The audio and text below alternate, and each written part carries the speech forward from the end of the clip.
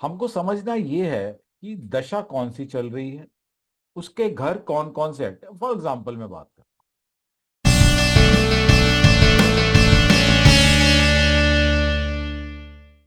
चल रही है उसकी 25 साल की उम्र में, 26 साल की उम्र में, तो इसका मतलब है कि ये उसके शादी करने का टाइम हो सकता है, उसका विवाह होने की संभावना हो सकती है, किसी की भी हम हॉरोस्कोप देख रहे हैं। लेकिन यही दशा उसकी आती है अगर 60 साल की उम्र में, 58 साल की उम्र में, या एक पर्टिकुलर 40-45 के बाद भी, बल्कि आप बोल रहे हैं, अगर मैं 60 पे ज्यादा चला गया, 40-50 की एज के बाद भी अगर आप किसी की एज में देखते हैं, तो इसका मतलब है कि भाई इस टाइम में उसका अपनी सेहत का ध्यान रखना अति आवश्यक है। जो जो घर कनेक्ट हो रहे हैं उस दशा पीरियड में, क्योंकि क्यों बोल रहा हूं, क्योंकि दूसरा और सातवां घर मारक होते हैं, और हमने पढ़ा है कि मारक क्या क्या प्रभाव दे सकते हैं। तो ऐसे ही किसी की छठे घर की दशा चल रही है, अब छठे घर की दशा, अब अगर तो वो आ रही है 18 साल 20 साल की उम्र में, तो इसका मतलब ये हो सकता है कि उसका अगर छठा अगर स्ट्रांग है, तो this competitions. Child can win competitions. अगर उसका छठा अगर कमजोर है, तो 18 साल की उम्र में भी उसको कई बीमारी हो सकती है। तो इसमें तो आपको असली देखना क्या है कि कौन कौन से घर एक्टिव हैं। फिर दूसरी बात, आपको कॉम्बिनेशंस तो बाद की बात है, हमको समझना ये है यहां पे कि कौन सा घर की दशा है और वो घर हमारी बॉडी के कौन कौन से पार्ट्स को रिप्रेजेंट करते हैं।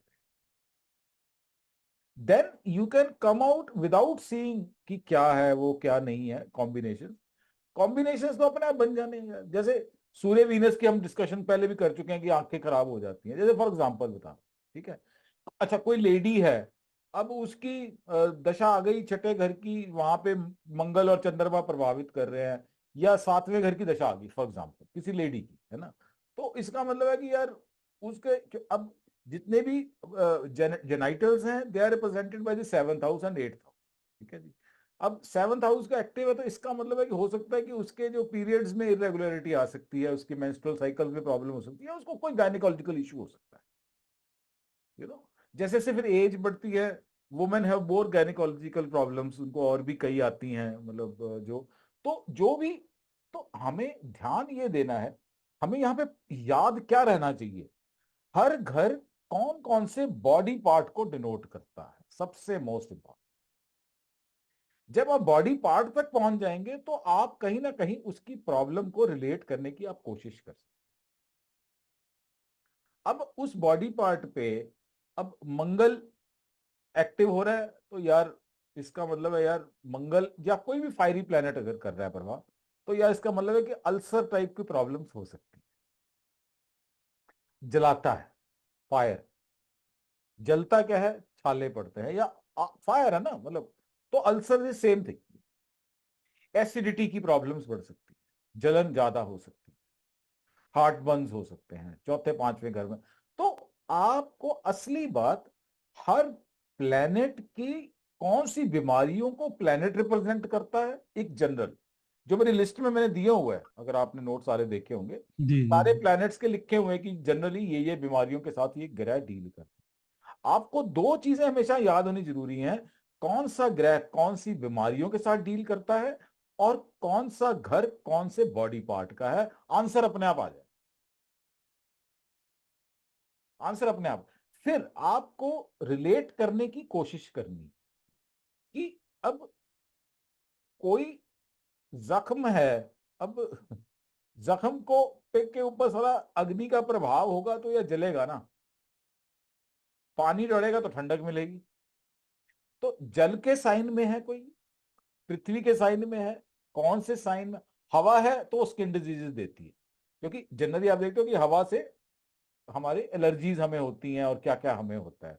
जितने भी आप एलर्जीज देखो, जो खास करके हमारी बॉडी पे एलर्जीज होती हैं, कोई भी, कभी किसी के पिंपल्स आ जाते हैं, किसी को स्किन के और डिजीज हो जाते हैं, तो इसका मतलब है कि हवा का तत्व कहीं ना कहीं इन्वॉल्व है, एरी साइन कहीं ना कहीं इन्वॉल्व है, एरी प्लैनेट कहीं ना कहीं involved है। तो हमको असली बात यह है कि हमें पता होना चाहिए कि यार ये एयरबॉर्न डिजीज है। अब एयरबॉर्न डिजीज हमको पता होना चाहिए भैया 3 7 11, ये 3 जो है ये एयर एलिमेंट को डिफाइन करते हैं, ये एयर वायु तत्व है। तो एयर के साथ अब बुध जैसा प्लैनेट एयरी साइन हो, ऊपर से बुध को जैसा ग्रह हो, शनि के साथ या मंगल के साथ पीड़ित हो, तो कोई ना कोई स्किन इशू आना बड़ी संभावना हो सकती है। मैं एग्जांपल दे रहा हूं। तो हमको पता रहना चाहिए कि वाटरी, अब चंद्रमा की दशा आ गई, मान लीजिए चंद्रमा इज बैडली प्लेस्ड, ठीक है जी, और चंद्रमा ऊपर से वाटरी साइन में है, तो बंदे को कभी जुकाम हो जाएगा तो जुकाम भी नहीं ठीक होगा आसानी से, क्योंकि पानी है ना, निकलता रहेगा। यूरिनेशन की प्रॉब्लम है तो एक्सेस यूरिन आना शुरू हो जाएगा, या मतलब उस तरह की प्रॉब्लम आनी शुरू हो जाएगी पानी से जुड़ी। असली बात यहां पे साइंस को प्लैनेट्स के साथ कैसे कनेक्ट करना है, और कौन सा उनका एलिमेंट है चारों में से, उसके साथ कैसे कनेक्ट। अगर आप बेसिक एस्ट्रोलॉजी के मेरे नोट्स पे जाओगे तो उसमें हमने कफा वाता पित्ता, ये 3 बीमारियों की हमने जो 3 पेरेंट होती हैं, तो कफा वाता पित्ता, कौन सा ग्रह कफा को डील करता है, कौन सा पित्ता को करता है। अब मरकरी तीनों को करता है, इसलिए मरकरी से प्रॉब्लम काफी सारी हो जाती है। मरकरी इज प्रिंस, बच्चा है, वो बेचारे को थोड़ा सा लगता है उसको बीमारी कर देता है। अब फिर आपको बीमारियों के लिए, अगर 3 6 11 के अंदर मेलिफिक प्लैनेट्स होते हैं तो बीमारियों से लड़ने की शक्ति इस आदमी की ज्यादा। 3 6 11 में अगर हाँ, मेलेफिक्स होते हैं। मेलिफिक्स होते हैं, क्योंकि मेलिफिक्स डिजीज का घर छठा है, तो वो बीमारी को मेलिफिक प्लैनेट ही मारता है उस घर के अंदर, द्वंद्व है। तो इसलिए हम कहते हैं हमेशा कि जो, ये नहीं है कि जो बेनिफिक प्लैनेट अच्छा काम नहीं करते थे इन घरों के अंदर, लेकिन क्या होता है कि हम हमेशा वेस्टेड बोलते हैं होते कि हैं वो। वेस्ट हो जाते हैं प्लैनेट्स, वो किसी, वो बीमारी से ही बचाता रहेगा, उसने जो ढंग के काम करना है वो कर ही नहीं पाता। तो असली बात, मेडिकल एस्ट्रोलॉजी को याद करने के लिए आप ऐसे कॉम्बिनेशनों को इतना याद नहीं कर सकते। For example let us take some, मैं आपको, let me open the notes एक बार, हम थोड़ा सा गो थ्रू करते हैं। एक से। गॉल ब्लैडर, पेट कौन सा हिस्सा आएगा हमारी बॉडी का।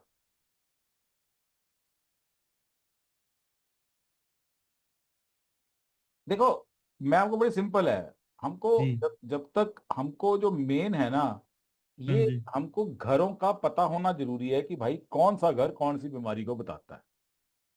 अब 5वां घर है जो, ये हमारे गॉल ब्लैडर की बात करता है, हमारे स्मॉल इंटेस्टाइन की बात करता है, पेट की बात करता है, पैनक्रियास की बात करता है, इन सब चीजों की बात करता है ना।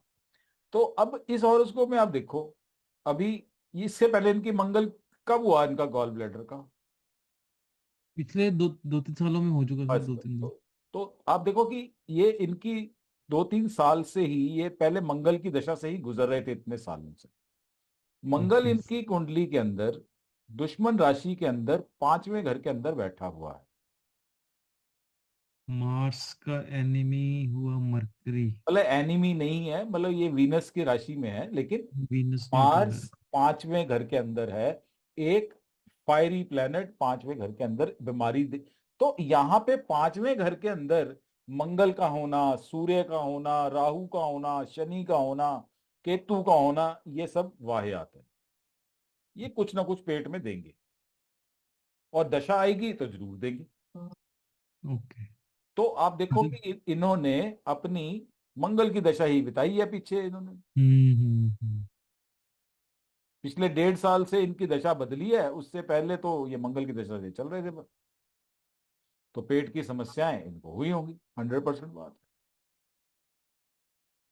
कुंडली देखो, देखती बोल जाएगी कोई बीमारी जो है ना, तो आपको समझ आ जाएगा कि ये कौन सी दशा है, कौन से हिस्से हम्म। में प्रॉब्लम है। तो आप देखो, आपके सामने दिख रहा है कि भैया पेट में दिक्कत है।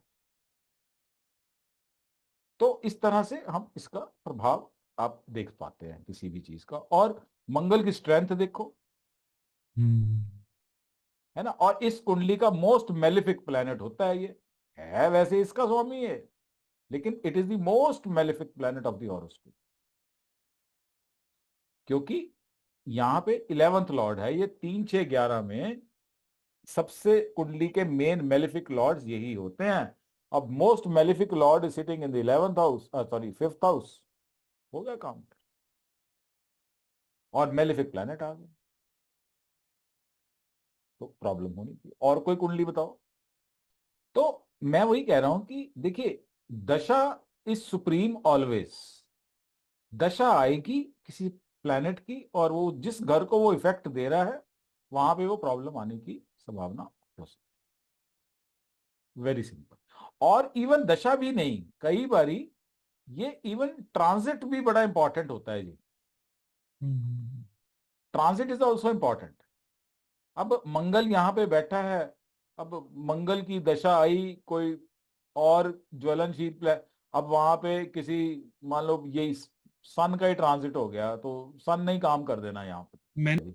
हाँ, मार्स और सन में मैं फिर उस हाँ, टाइम बिल्कुल ही, वो तो, दिसंबर जनवरी मैंने बड़ी टेंशन में निकाले कि ये क्या हम्म, है, हम्म, हम्म, रिसर्च गूगल इधर उधर बात ये। हम्म। देखिए क्या है, इस कुंडली में जो, वैसे तो आपका सन कोई बुरा प्लेस नहीं है ऑनेस्टली स्पीकिंग। तो ठीक है। इस हॉरोस देखो कहाँ कहाँ से होता है, ये मैं आपको बताता हूँ। ये आपको जो हुआ है, क्योंकि आप भी उस वक्त मार्स में सन की दिशा दोशा से चल रहे थे आप, ठीक है। हम्म। ये बीमारी आती है चौथे घर से या पांचवें घर से, मैंने आपको बता चुका हूँ ये आप। तो पांचवा घर तो हो गया मंगल से ठीक पांचवा है। घर आपका उसमें एक्टिव था, और सूर्य हम्म, हार्ट का कारक होता है। और मंगल डेबिलिटेटेड है। और मंगल आपका डेबिलिटेड है 8वें भाव। हम्म। तो ये डेबिलिटेशन कैंसिल भी हो रही है, लेकिन रेट्रोग्रेड भी है। तो मंगल आपका बहुत अच्छा है नहीं इस हॉरोस्कोप में हाँ एक्चुअली, हाँ, ये है तो ना। सर क्लियर हाँ, है। ये मतलब फैक्ट है, इस बात को हमको मानना हम्म। पड़ेगा। तो आप हम्म। देखो कि आप दशा तो उसी से ही चल रहे थे, तो बस वो हम्म। आपका काम हो गया। जैसे जब मंगल की महादशा होती है और मंगल अच्छा ना हो, तो ये एक कॉमन सी चीज कई जगह लिखी होती है कि एक्सीडेंट हो जाते हैं हाँ, या मंगल, ब्लड से रिलेटेड है। तो मेरी बिल्कुल। दशा खत्म होने वाली थी, मतलब 5 8 8 7 8 महीने रह गए थे। हाँ, तो आप देखो ना आप तो उस मैं अज्यूम कर रहा था यार कुछ हुआ नहीं। तो खैर वो कर गया ना फिर अपना काम। जाते जाते वो। मंगल आपको फिर भी इस कुंडली में गुड पार्ट इज कि ये बेनिफिक प्लेनेट होता है आपकी कुंडली के लिए, क्योंकि इस हॉरोस्कोप में मंगल इज 5th लॉर्ड। तो 159 hmm. Lords are always benefic, this is what we have learn, है ना जी। दूसरी लॉर्डशिप इसकी ये न्यूट्रल लॉर्डशिप होती है। 12th Lord is a neutral Lord, second Lord is a neutral Lord, ये न्यूट्रल लॉर्ड होते हैं। तो अब मंगल की प्राइमरी जो काल जो इवन मूल त्रिकोण राशि भी 5वें घर में, तो इस कुंडली के लिए एक स्ट्रॉन्ग बेनिफिक होता है। ये मंगल आपका खराब हो गया एक्चुअली यहाँ पे आके ना, थोड़ा सा मतलब नॉट इंटरेस्टिंग सिनेरियो इसको कहते हैं हम। हम्म। और वक्री भी होता है ग्रह, तो वैसे एरेटिक हो जाता है। तो उसने दे दिया, इसलिए उसने जो अपना कर्म करना था आपका, आप देखो ना, सूर्य दिल का कारक होता है जी, और मंगल जो है वो आपका 5वें घर की दशा चल रही थी उसी पीरियड हाँ, में ये आप। है कि सारा कुछ स्मूथली अपनी आप ही में आराम मंगल, से वो वो करा, इसीलिए कोई ऐसा वो, नहीं है कि एसओएस बेस वाला मैं इमरजेंसी वही वाला। कह रहा हूँ ना। अब ऐसी इसीलिए तो थिंग्स वेंट वेल ना, सब कुछ आराम से हो गया ना, क्योंकि hmm. Basically Mangal is a benefic planet, और सन भी बेनिफिक प्लैनेट है, दोनों ही बेनिफिक्स हैं। हम्म। सन तो स्ट्रॉन्ग बेनिफिक है, 9th लॉर्ड है, प्लेस इन लगना, राजयोग बना रहा है, बृहस्पति की राशि में बैठा है ऊपर से। तो sun is making a strong Rajyoga.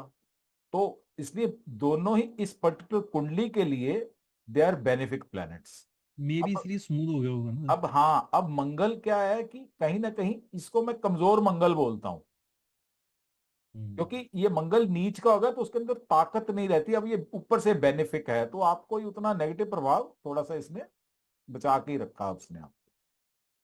तो वो ठीक है, अच्छी बात है। तो आप देखो दशा मैं वही कह रहा हूं कि जनरली 10 में से 8 कुंडलियों में आप ये मेकआउट कर पाओगे कि भैया ये दशा हुई और इसकी ये बीमारी होगी। ये आपने एक बार पहले भी बताया था कि जब सन फोर्थ में होता तब हार्ट अटैक आता है। सन 4th या 5th में हो, हम्म। 4th या 5th में हो, और खास करके अगर अपनी दुश्मन की राशियों में हो, ओके। तो चांसेस बहुत ज्यादा, जैसे दुश्मन राशि शनि की राशि वीनस का। हो गया, सैटर्न हो गया, हाँ, 9 वीनस 10 वीनस सैटर्न 2 में तो 7 वीनस सैटर्न में तो ऑलमोस्ट गारंटी है जी।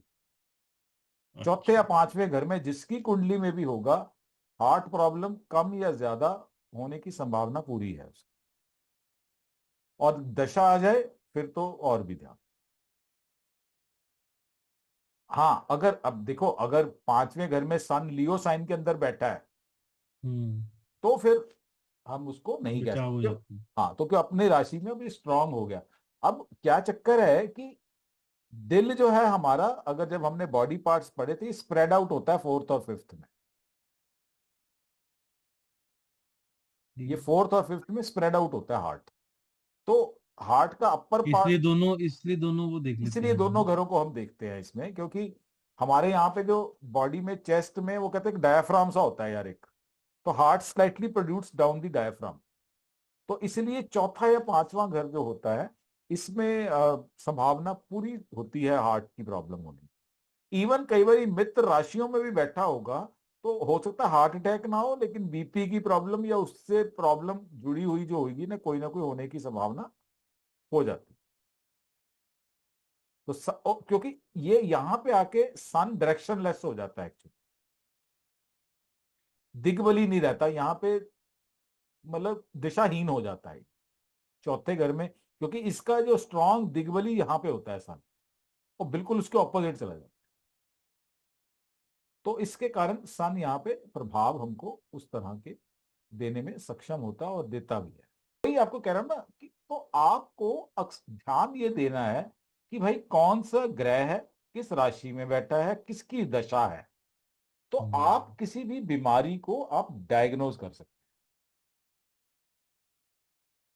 हैं। अब छठे घर की दशा आएगी तो छठे घर से जो जो बॉडी पार्ट्स हमारे रिलेट करते हैं, तो हमको उनका ध्यान रखना,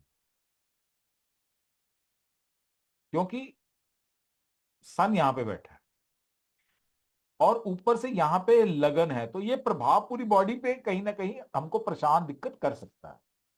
एक तो देखो ना, पहली चीज क्या हुई यहां पे, लग्ना lord has gone into enemy sign in sixth house of diseases. यहां पे वो है क्या कि जो मैं हमेशा बोलता हूं कि लगन और छठे घर में, छठे घर की स्ट्रेंथ लगन से कम होनी चाहिए हमेशा। यहां पे रिवर्स है, हम्म। क्योंकि जो सिक्स्थ लॉर्ड है ये तो और उपछाया भाव में ही अपने, उपछाया भाव में अपने मित्र की राशि में बैठा है। So this is much more stronger than the लग्ना लॉर्ड। बिना शटबल देख के आप यहां से देख सकते हो आप, तो बहुत जबरदस्त दिख रहा है। है ना। तो आप देखो कि यहाँ पे जो सिक्स्थ लॉर्ड है वो हम्म। अपने मित्र की राशि में, ये अच्छा बैठा है, लेकिन शुक्र है चलो ये यहां बैठा है, ये अच्छा है, तो फायदा भी देगा कई सारे जो आगे आगे। लेकिन ये जब दशा आएगी, इस सन की भी दशा आएगी, तो we have to be watchful about child health, this is important. उस टाइम ही मतलब मेरे ख्याल से करियर का टाइम भी शुरू होना जब ये सामना हुआ है। अब देखिए 2028 की बात है अभी, हाँ, 23। है ना। अभी 23 तो आना शुरू हो। शी इज नाउ, अभी तो शी इज 24 18 में। हुई है अभी तो ये, 5 जनवरी को ना, 19। इवन 17 जनवरी को 19 हो गई है, मतलब ठीक है 19 हुई है। हम्म। तो मतलब तब तो पीक कैरियर शुरुआत है हमारी, हम्म। जब तक ये पढ़ लेगी जो भी पढ़ना है, फिर काम जो भी करेगी। तो हम्म। बस हमको उसको ध्यान रखना है, दैट्स इट। अभी हाँ वो तो देखो। नहीं, वो बच्चे कर लेंगे पर मैं। नहीं, मैं वैसे कह रहा हूँ फर्क जैसे हम अब भी कह रहे हैं कि सन की जब दशा आएगी तो ध्यान रखना। जब मेरा सन शुरू हुआ था तो एस्ट्रोलॉजर कहते थे कि बस अब तो गोल्डन पीरियड चल रहा है। भाई अपने अपने वही है ना। हाँ, मैं वही कह नहीं रहा हूँ नहीं, कि सन इसका भी अगर नॉर्मल केस में गोल्डन पीरियड वाला सन है भाई साहब, लेकिन जो बैठा बेचारा वो गलत जगह पे चला गया ना, वो हम्म। गलत राशि में चला गया वो, तो सन यहाँ पे वो प्रभाव दे ही नहीं पाएगा जो यहाँ पे देने में बिल्कुल। सक्षम है। हम्म। नहीं तो अगर अच्छा होता तो मैं कहता भाई, लगन का स्वामी वहां गया है तो दुश्मनों से तो बहुत पैसे कमाने वाली है ये, दुश्मनों के जेब खाली करेगी, तो मैं ऐसे बोलता। लेकिन क्योंकि स्ट्रांग नहीं है वो, हम्म। तो ये थोड़ी सी परेशान।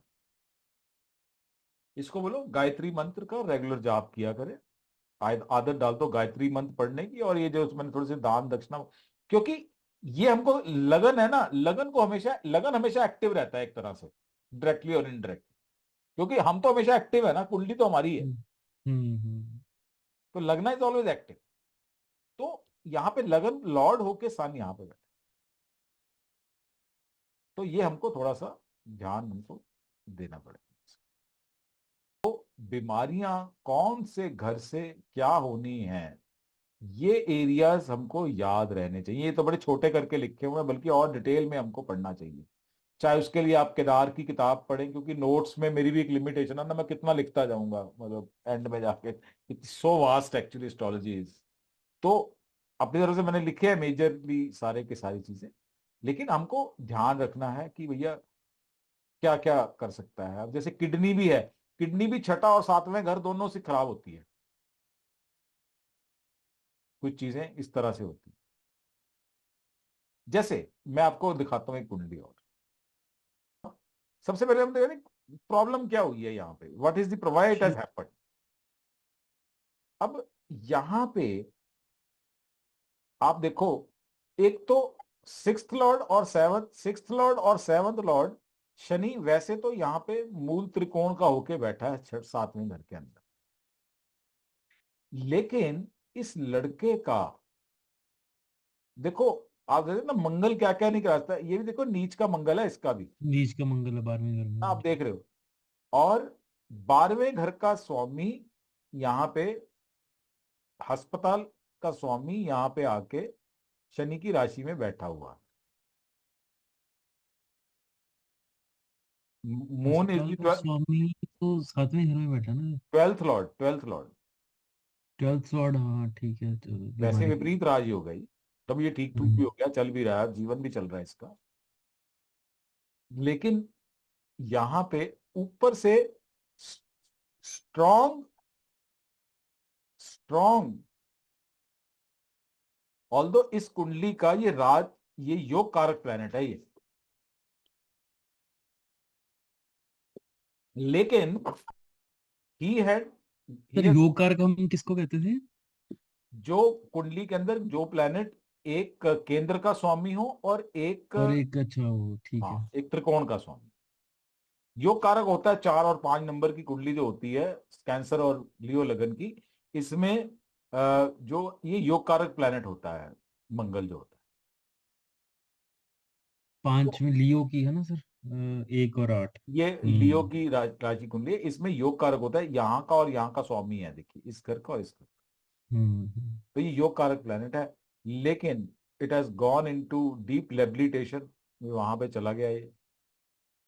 यहाँ पे नीच का बैठ के मंगल जो है, ये छठे घर को भी फ्लिक्ट कर रहा है, सातवें घर को भी फ्लिक्ट कर रहा है। और खत्म नहीं हुई है स्टोरी, ये सारे प्लैनेट्स को फ्लिक्ट कर रहा है। हम्म।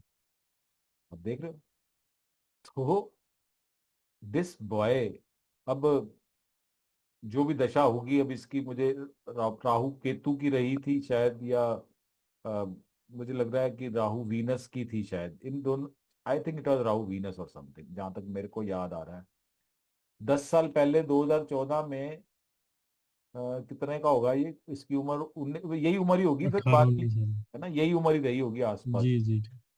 तो इसी दशा में अब इस कुंडली में जो आपका वीनस वैसे अपने घर में बैठा है, वो भी रेट्रोग्रेड कंडीशन में बैठा है। इसकी कुंडली में मरकरी रेट्रोग्रेड है, वीनस रेट्रोग्रेड है, शनि retrograde, and afflicted by all planets, afflicted by Mars. And this disease of this house and this house, अब वो मुझे एग्जैक्ट डेट, चलो मैं अगली बार पूछ के रखूंगा, फिर दोबारा डिस्कस करेंगे इसकी हॉरोस्कोप की, कि तो तभी हम सही उसको रिवर्स इंजीनियरिंग करके वहां तक पहुंच जाएंगे। तो असली बात मैं वही कहना चाह रहा हूं, इस कुंडली के अंदर सारे प्लैनेट्स जो हैं सन को छोड़ के, वो डेबिलिटेटेड मार्स जो है उनके ऊपर अटैक करके बैठे। All planets are afflicted except sun. Sun और केतु को छोड़ दो, आप देख लो मार्स यहाँ पे इनको चारों को फ्लैट। केतु तो चलो वैसे थोड़ा डिफंक्ट सही है हाँ तो। तो मतलब वही, तो यहाँ पे तो भक्ति पाठ पूजा देता है और तो कुछ देता नहीं है केतु, यहाँ पे इसका यही काम है, पाठ पूजा प्रदान। लेकिन यहाँ पे it is afflicting all these planets, ये सारे प्लैनेट्स को ये कांड कर रहा है। और जो बचा खुचा है वो केतु को भी, ये शनि भी अफ्लेक्ट कर रहा है रेट्रोग्रेड। जो एक बच गया हम्म, था अनअफ्लिक्टेड प्लैनेट, केतु भी जो था वो भी अनअफ्लिक्टेड नहीं है, उसको शनि अफ्लेक्ट कर रहा है। One planet and this Sun also, ये 6 नंबर में 26 डिग्री 31 मिनट में चित्रा नक्षत्र में, ये 4 डिग्री के बाद ये प्लैनेट अभी डेबिलिटेशन में जाने वाला है। नीचे अभिलाषी हो गया। बिल्कुल। और वैसे भी वृद्ध है, कोई मतलब फंक्शनल उसकी है एक, नहीं। हाँ वो है नहीं, ताकत ही नहीं है जी। यहाँ पे देखिए आप कि क्या क्या हो रहा है। ये नहीं तो काफी ये दो, अब दो प्रॉब्लमेटिक है। कारण है। मरकरी, वीनस और शनि, ये तीनों एक तो रेट्रोग्रेशन में है, ये भी बहुत बड़ा इस कुंडली के अंदर माइनस पॉइंट है। ऊपर से बुरी तरह सारे के सारे अफ्लिक्टेड है जी। मार्स डेबिलिटेटेड है, सन नीचे अभिलाषी है, और 26 डिग्री का है। बस केतु पे सैटर्न की दशा है। कोई मतलब, मैं तो कह रहा हूं ना, सारी कुंडली ही पीड़ित है। तो और अ, इस तरह की स्थिति उसकी जो है, और अभी इसकी दशा भी जुपिटर की लग गई है। हम्म। तो वो जो भी पीरियड था तो मेजर, अब अगले काफी टाइम, अब जब प्रॉब्लम कब शुरू होगी, जब ये फिर से कई साल बाद शनि की दशा शुरू होगी। 36 36 और 6 42। तो मैं आपको ये बताना चाह रहा हूं कि एक्सट्रीम अफ्लिक्शन क्या क्या है। इसको कई सारी प्रॉब्लम्स है, इसके दांतों में भी प्रॉब्लम है, इस बच्चे को आप देखो कि वो भी प्रॉब्लम है। And his height is also very very short height. मतलब यदि यदि हाइट होनी है मुश्किल नाल 4 फुट 8 9 इंच होनी है, 10 एनमी। भी सर किसी ਨਾਲ रिलेटेड है हाइट? ਸਾਡੇ ਵੀ ਇੱਕ ਆਫਿਸ ਚ ਇੱਕ ਬੰਦਾ ਬੜਾ ਛੋਟਾ ਜਿਹਾ ਜੁਆਇਨ ਕੀਤਾ जब ਸੀ, इस ਉਹ तरह के काफी। सारे सारे ग्रह इफ्लिक्टेड है यार, सब कुछ जनरल, ये आपको आइडिया हम्म। रहना है कौन सा साइन कौन सी बात करता है, ये भी हमको पता होना चाहिए। अगर हम पूरी, हर साइन कौन से हिस्से को डील करता है, हर घर कौन हम्म। से हिस्से को डील करता है, और जब हम कैलकुलेट करेंगे उस वक्त हम काल पुरुष की कुंडली भी लगाएंगे, काल पुरुष की कुंडली भी लगाएंगे, और साथ में हम जो मेन बंदे की कुंडली है वो भी लगाएंगे, तो हम निकल पाएंगे। अभी चाहे आप इनको नक्षत्रों वाले को छोड़ दो, कोई दिक्कत नहीं है, अभी दैट कैन कम अब आउट। दूसरा ही कर लेते हैं, एक बार प्लैनेट्स वाले कर हाँ लेते हैं। प्लैनेट्स आपको याद होना चाहिए कौन सा बॉडी पार्ट कौन सा। जैसे 8th हाउस ज्यादा पीड़ित होता है ना, तो वहां पे एनस होता है, तो उन लोगों को बवासीर की बड़ी प्रॉब्लम अक्सर होने की संभावना होती है। तो आप अक्सर देखोगे उनको हम्म। पाइल्स की प्रॉब्लम जिन लोगों को होती है, उनके 8वें घर का या दशा चल रही होगी या कोई ना कोई प्रॉब्लम होगी तो होती है। और ये हमेशा होता ही है, ये हमने कितनी बारी चेक कर लिया यार। मतलब 10 में से 9 कुंडलियों में आपको ये लगा दिखे। तो एक ये आपको ये बेसिक कुछ चीजें जैसे हैं, किसी की कुंडली में सन कमजोर हो, बस देखते ही बीमारी का उसको पहले दिन बोल दो भाई ध्यान रखिए से, क्योंकि सन इज ओवरऑल कारक ऑफ आवर हेल्थ। हेल्थ। छठा भाव है, बाकी ये मैंने लिखे हुए हैं सारे, एक बारी आप you can go through once. Time हो गया अपने।